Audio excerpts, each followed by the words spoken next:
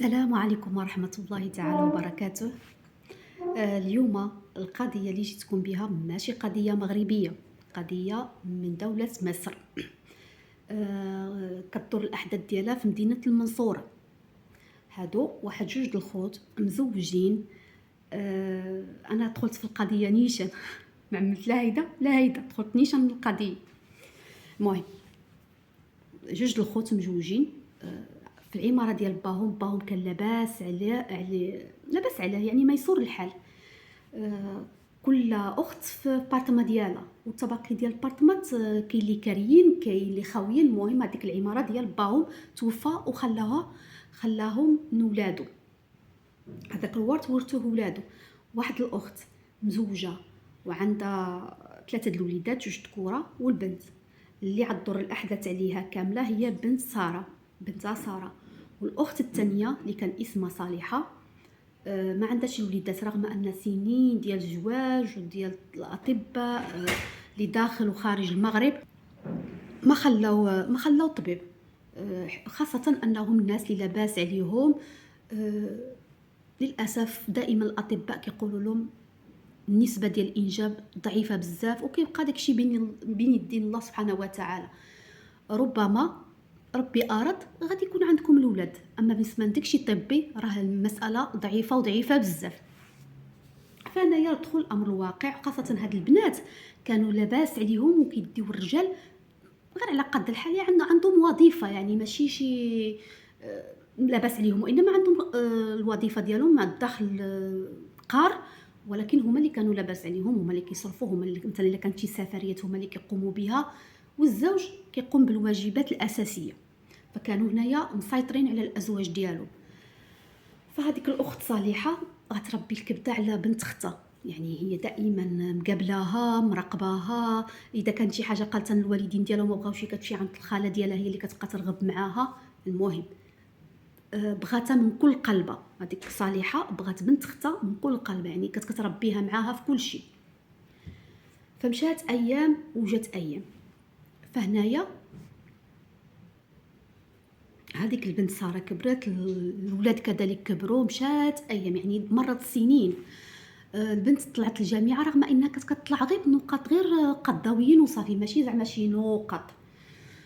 واحد النهار قالت الام ديالها، قالت لها ماما حنايا عندنا رحله في الجامعه مع الاصدقاء، دابا بغيتك توافق لي نمشي معاهم.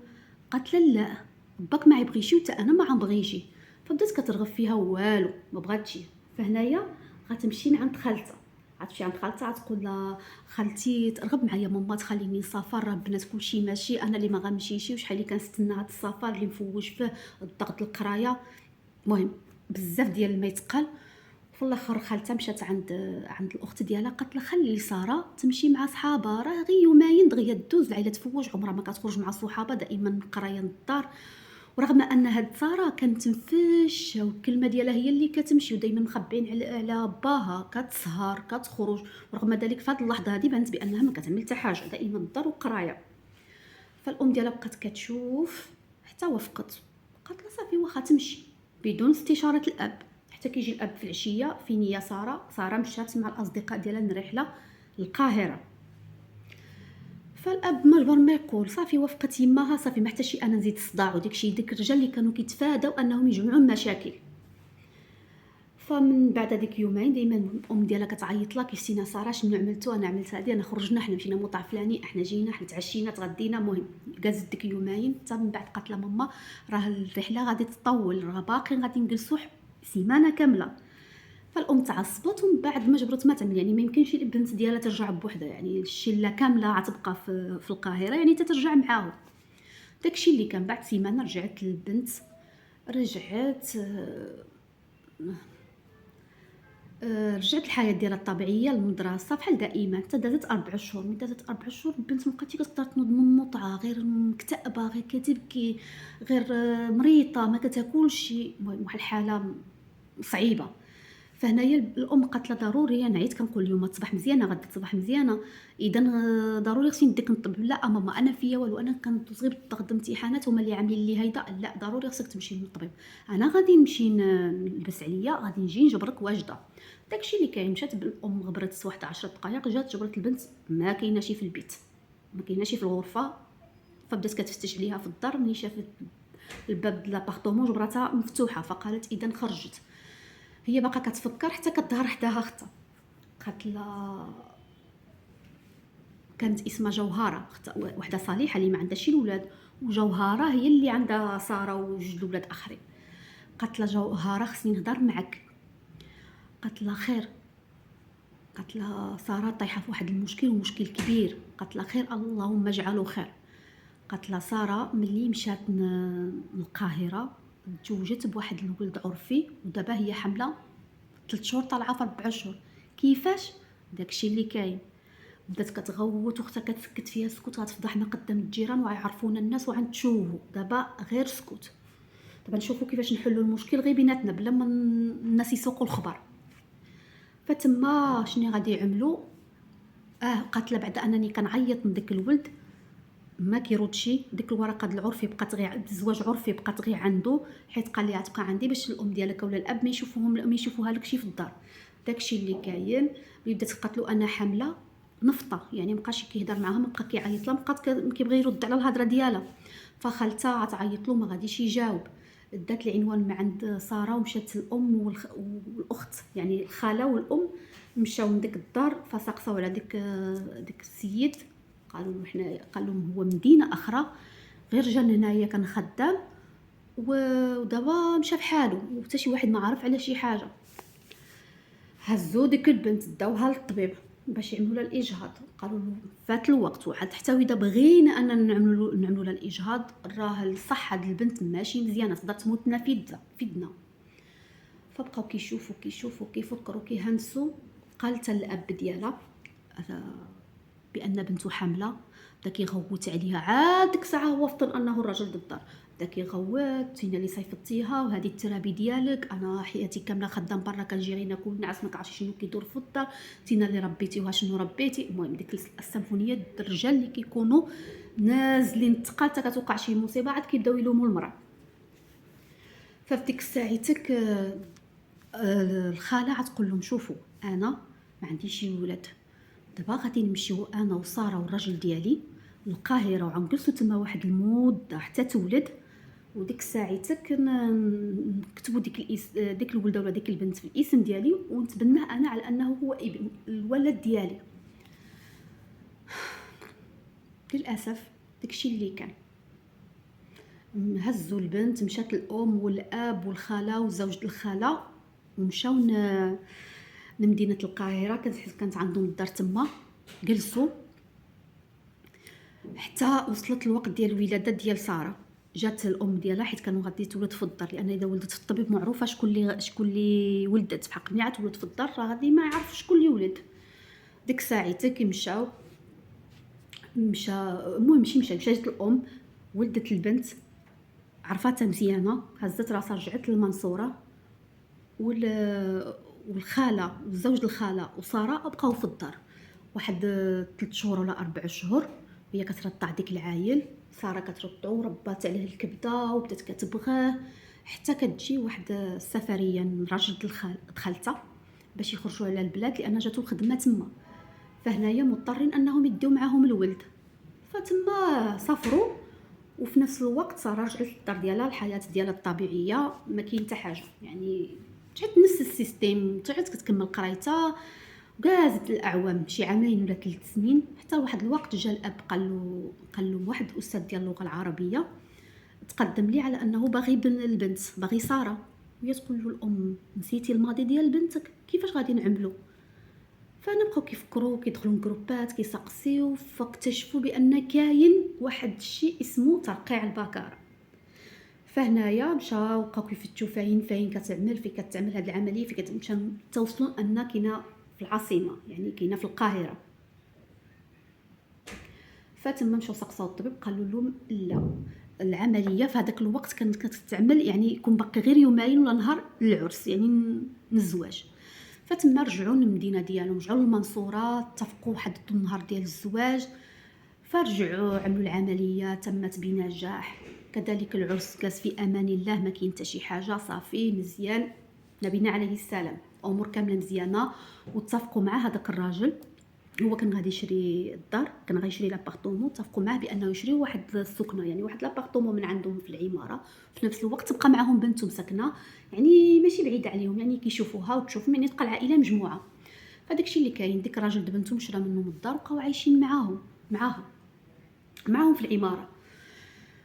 فهنايا كتكتشف بان البنت حامله، ساره حملت للمره الثانيه، ولكن الراجل ما فراسوش بان مراته سبق لها ولدت، يعني ولدت لها واحد البنيته ما شاء الله عليها فنه، والجده ديالها والجد كيحماقوا عليها ودائما معاهم في الدار، المهم عيشه سعيده لحد الساعه. حتى كدوز الاعوام، كتعمل هذيك البنت 7 سنين وهذاك الولد اخر 10 سنين ولا 11 عام، اللي كان اسمه عبد الرحمن، سماوه عبد الرحمن. فرجعوا من السفريه، مشاو لابارطومون ديالهم في نفس العماره. فديك الولد كانت عنده واحد المعزه غريبه بين ساره وكذلك الجده. فدائما الراجل ديال ساره كان كيقول دائما: علاش كتبغيو هاد العايل نفس المحبه اللي كتبغيو بنتنا، يعني كيبغيو البنت ديالهم اللي كان اسمها زينب، نفس المحبه، يعني بين زينب وعبد الرحمن نفس المحبه. فكانوا كيقولوا له: حنايا انا خالتي كانت مده طويله وهي مزوجه، شي عاد رزق ربي في هذا الولد، فراه كنبغيوه بحال اللي كتبغيه هي، باش كتحس بالحب ديالنا، يعني كنبغيوه نفس المحبه ديال زينب. فتم اقتنع بالهضره، قال بصح سيرتو انا خالتهم مسكينه سنين وهي مجوجه، وملي فرحها سيدي ربي يعني خصهم يفرحوا معاها وداكشي. فنايا الولد كيكمل القرايه ديالو، ترباو مع بعضيتهم في الدار، زينب وعبد الرحمن كانهم خوت كبروا. فالبنت وصلت للجامعه، مشات كتقرا في القاهره، وكذلك الخاله ديالها كانت عايشه في القاهره، ما بقاتش ساكنه معاهم حيت عاوتاني الخدمه الراجل ديالها كانت كتنقل، مشاو للقاهره. فالبنت كانت كتمشي مره كتمشي عند خالتها ضمامها، ماشي خالتها ضمامها. فتما بدات ديك المحبه بين عبد الرحمن وزينب، دائما ديك المحبه، فشنو كانوا كيقولوا الاهتمام ديال الاخوات، فهمتي، يعني ديال الخوت، يعني تربوا مع بعضيتهم في الدار وداكشي. يعني حتى واحد النهار خالته ديال ساره جالسه ويدخل عند عبد الرحمن، قال لها: ماما بغيت نقول لك شي حاجه مزيونه غتفرحك. قالت له: شنو هي؟ قالت لها: بغيت نتزوج. قالت له: هذا النهار الكبير وزغرتت، كتعرفوا هذاك المصريين كيزغرتوا. ايوا قالت له: شكون هي العروسه؟ هو يقول لها: زينب. وهو تما المراه بغات تطيح، كضرب في حناكه وفي رجلها ويا لهوي ديالهم، وهو كيقول لها: غير شنو كاين ياك لابا، شنو واقع؟ الا دي ما تتجوزهاش، لا لا لا ما تتزوجش، ما غادي نتزوج، كيفاش غادي تتزوج وهي بحال اختك تربيتو في دار وحده؟ لا ما يمكنش. فتما عيطت نيشان من اختها من المنصوره: عبد الرحمن باغي يتزوج بزينب. كارثه. فالام نيشان مشات قالت لساره، قالت لها: بنتك راه باغيه تتزوج بخاها، مصيبه هذه، ماشي راه شي حاجه خياليه. ديك الساعه هي عيطت من بنتها، قالت لها: صافي ما تبقاش في القاهره، عاد تجي للدار، عاد تبقى تقرا في الدار، عاد تبقى تمشي غير دوز امتحانات في القاهره. داكشي اللي كاين، ما كاينش. الاب ديال زينب كيقول لهم: انا ما فهمتش، غير خصني نعرف فين كاين المشكل اللي ما بغيتوش يتزوجوا البنت. عبد الرحمن تربى على يدنا وما شاء الله، هو ولد غزال وخدمه ديالو غزاله، موظف محترم، يعني ما نبلي بوالو. شنو هي المشكل؟